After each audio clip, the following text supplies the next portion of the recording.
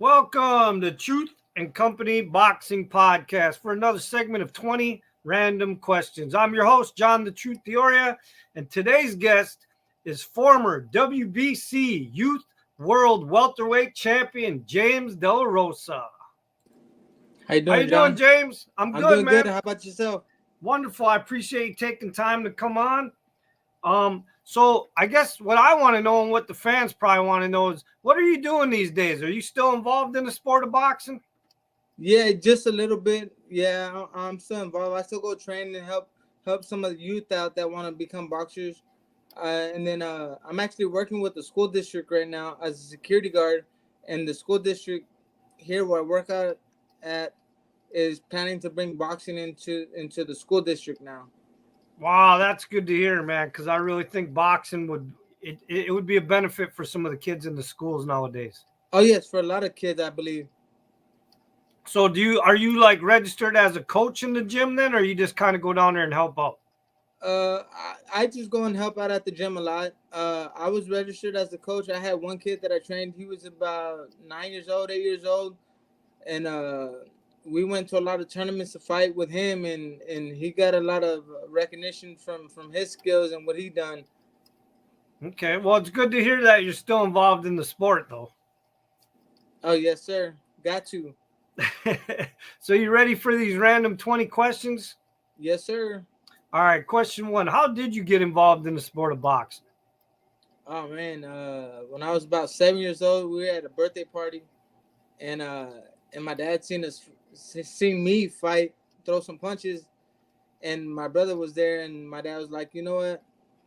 We're gonna go to a boxing gym. You guys are gonna start boxing. You guys want to fight? We'll put it to good use. Okay, and now for the fans that might not know, your brother's actually Juan De La Rosa. Yes, sir. My older brother's Juan De La Rosa. Came out in the very first season of the Contender. Okay. So basically, your dad just said, hey, man, there's a boxing gym. You two are going to get in and start boxing. Now, was your dad involved in the sport at all? Yeah. He used to do it in California, but he felt it wasn't for him that much. So he only did it for so long, and then he stopped.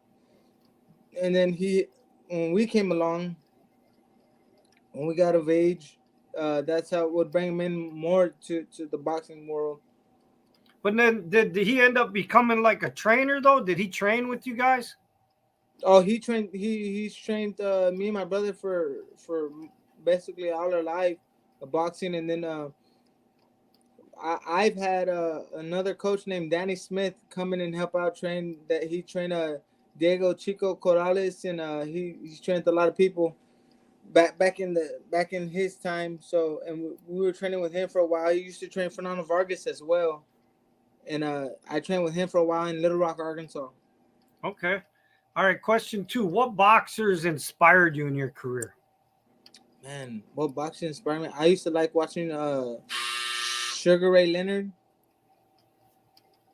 Thomas Hitman Hearns, Alexis Arguello was probably one of my favorites to watch. That guy was dynamite. So sad that he died so young, but he was one of the top guys I used to like watching. I used to go on YouTube and watch him, whatever they had on him. And I used to like to watch Ali as well, Ken Norton, all the old school fighters I like to watch a lot. Okay. Question 3. Did you have any boxing superstitions when you were fighting? Nah, no boxing superstitions. Not at all. So none that you had to put the right glove on first, or the right shoe, or eat a certain meal, or wear the certain trunks, nothing like that? Nah, nothing like that. Nothing like that. Okay. Question 4. What is something that your boxing fans don't know about you? Man, I was actually a good athlete in basketball too. I played basketball 1 year in my high school year, my 11th grade year, and I made a varsity, and I was a point guard. Okay. All right. Question 5. Who is someone in your life that has inspired you outside the sport of boxing? My brother. Your other brother? I only have one older brother. Oh, yeah, but he's in boxing, though. I mean, somebody that has inspired you in your life that isn't in the sport of boxing. That isn't in the sport of boxing. Man, My grandpa when he was around. Well, both of my grandpas and I still got one grandpa that's still around, but my grandpas weren't in the boxing. My one of my grandpas was in the boxing.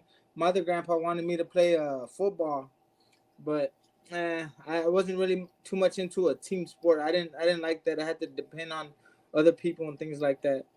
Okay. All right, question 6. What's the craziest or the funniest story that ever happened between you and a boxing fan? The crazy. Oh well, I think the funniest one was when I fought in Vegas on the undercard of Floyd and Madonna too. I fought Alfredo Angulo, and we were walking around and getting ready to do the grand arrival. And one of the fans told me, "You're about to get your ass knocked out," and I said, "Okay, well we'll see about that." And they were like, "Well, you want to bet money?" And I was like, "Well, there's no way we can bet because I'm not gonna see you no more." But I said, "I'm gonna show you something what you don't know, and you'll have fun watching the fight. Watch." And then what was the end result? I beat him, and I actually knocked him down as well too. So You didn't run into that fan after the fight? no, I don't run into no fan after the fight. I went and walked down the bottom of the hotel, and people wanted to take pictures left and right, and that was pretty cool. So that was good enough for you to get back at that fan for that. Yeah, yes, sir. All right, question 7. If you could have been a professional in any other sport, what sport would it have been? Man. Uh, I would say football. Yeah, I would have to go with football. I know I like basketball too, but I would say football. What position do you think you would have played in football? I would like something on defense. A safety, a corner, something like that, guarding somebody. Okay. All right, question 8. What's something that you're very passionate about besides boxing? My kids. Yeah, my kids keep me going, keep me on my feet. So I would say my kids. Do you think your kids will ever get into the sport? Uh, nah, No. I want them to get their own path and get their own thing going for them. Okay. All right, question 9. Who was your favorite opponent in your career? Man, favorite opponent. Well, I had fun when I fought for the WBC Youth World Title when I fought Francisco Rincon. He was actually one of the guys that I looked up to when I was coming up in the amateurs, and then to get to fight him, that was pretty cool. And not only did you get to fight him, you got to fight him for a title and you beat him. Beat him, yes sir. That put the icing on the cake. All right, question 10. What is your proudest moment out of your boxing career? Man, proudest moment. My proudest moment is I get to say I found on mostly all the networks that were very popular in boxing when I was coming up. I found on HBO pay-per-view, HBO Showtime After Dark, HBO After Dark Boxing. I'm sorry, Showtime pay-per-view and Showtime as well. And I found on ESPN as well too. So I pretty much been on mostly all the networks coming up. Okay. All right, question 11. If you could box any female boxer or male boxer in an exhibition match, who would you choose as your opponent? Man. Yeah, I would go with the old school. I would like to get in the ring with like somebody like Alexis Orgoy or Sugar Ray Leonard. Okay. All right, question 12. If you could gift one person $1 million, who would you give it to? $1 million. My dad. I'd have to say my dad. Okay. Question I 3. Oh, I go couldn't ahead. give. I wouldn't be able to give it to my kids. You said one person, so, and I know with that $1 million, my dad will take care of my kids as well too. So. Okay, that's smart thinking. All All right, question 13. Can you tell me an interesting story out of your boxing career? Interesting story.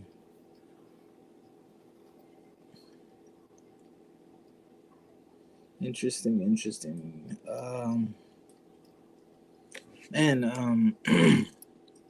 Well, the most interesting story in my boxing career was when we went to Canada and we were supposed to fight David Lemieux. And my manager at the time, Adrian Clark, man, he took me inside the business. Like it was crazy. They had a meeting and he like, y'all are gonna come with me to the meeting. I was like, for what? He was like, you, your dad, your trainer, everyone's coming with me to the meeting. And I was like, for what? And he was like, because y'all are gonna sit here and listen to the negotiations, what goes on, and what I have to argue about. And went to that with them, and man, that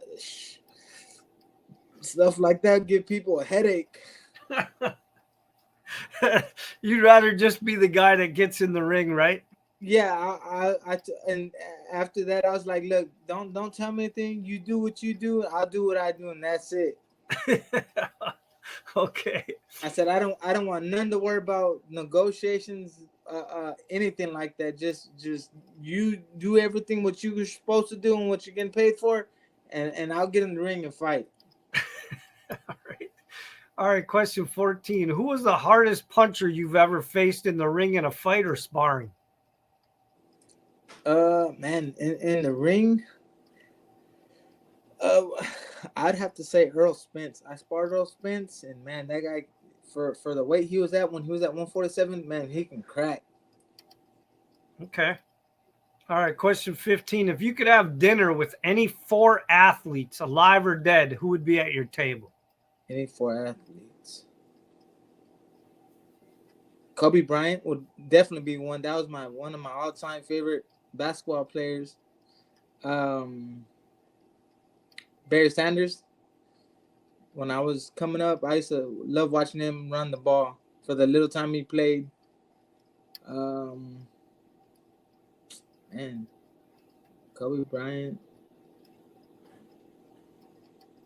Barry Sanders, Ali. Ali would be a good one too. And the 4th one,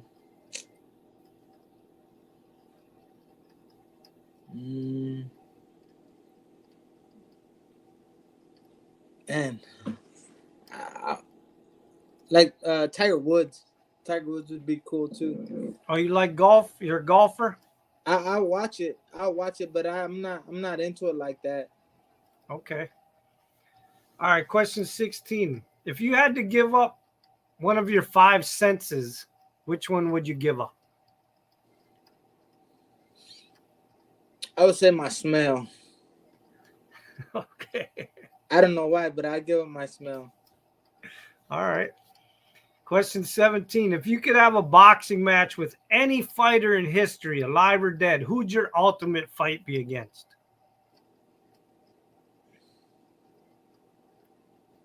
Man, ultimate fight.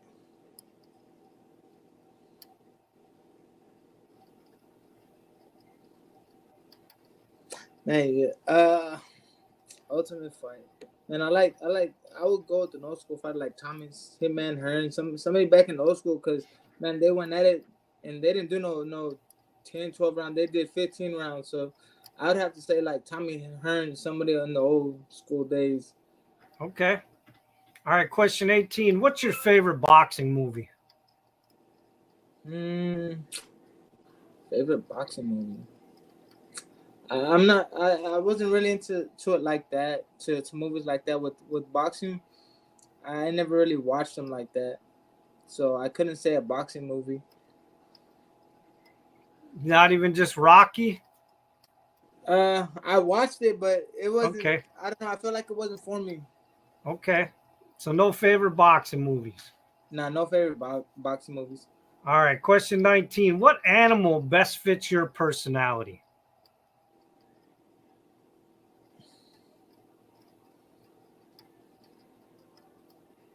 A gorilla. Okay. A gorilla. All right. Question 20. If you didn't become a professional boxer, what profession do you think you would have been in?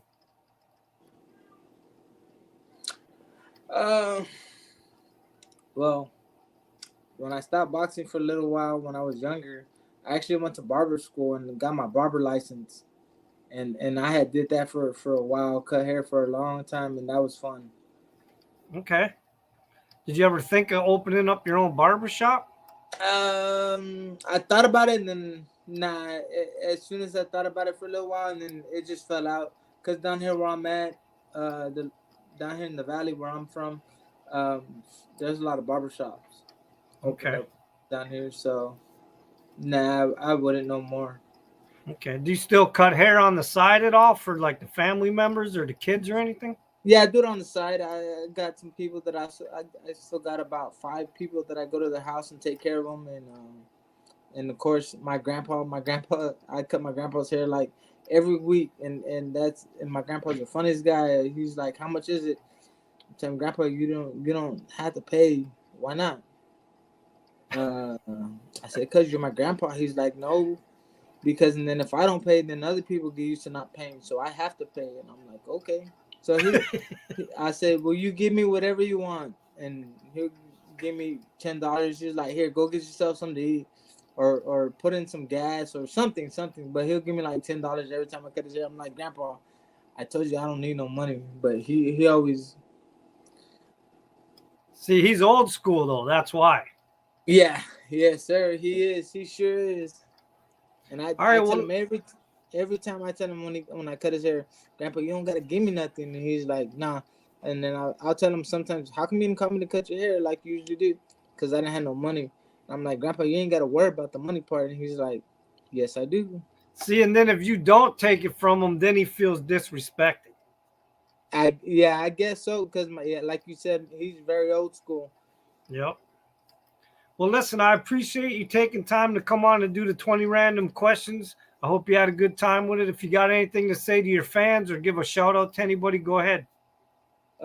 Just to my fans, be on the lookout. Some might be coming up pretty soon. So what? That's about it. What you might be getting back in the ring? It's like a love-hate relationship. Of course, I hate it, but then I also miss it so much too. Like it, I mean, this was the first thing it was my first love. Boxing was my first love. Well, have you thought about the combat league? Getting involved in that? Actually, I got a buddy down here that trains in JiuJitsu, and he does the UFC, a lot of the UFC cards and stuff like that. So that might be up in the air. I've been training in JiuJitsu for a little bit and having fun with that. I went and rolled with some of the guys yesterday, so that might be, but I'm not too sure about that. Okay. All right, hold on. And with that, the truth has spoken.